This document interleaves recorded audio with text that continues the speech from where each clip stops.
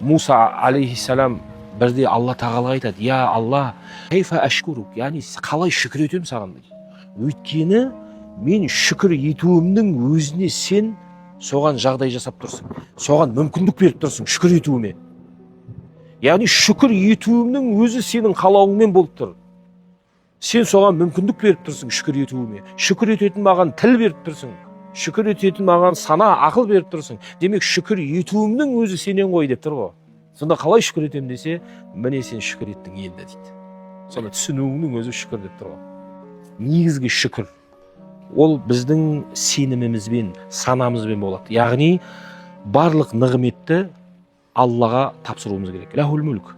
Яғни ризықты раззаққа, нығметті мұнайымға берсек, біз бірінші шүкір еткен боламыз. Содан кейін Алланың берген нығметтерін соның жолында жұмсау ол екінші этап шүкірдің. Алла сізге көз берді. Сол көзді оның рұқсат еткен шеңберінде қолдану ол көздің шүкірі болады. Алла сізге байлық берді. Зекетіңді, садақаңды беріп, соны дұрыс жолда жұмсасаңыз, сол берген байлығына шүкір боласың. Үшінші ол тілмен болады. Альхамдулилля, Аллаға шүкір етесің. Және де ғалымдарымыз төртінші шүкірдің түрін айтады.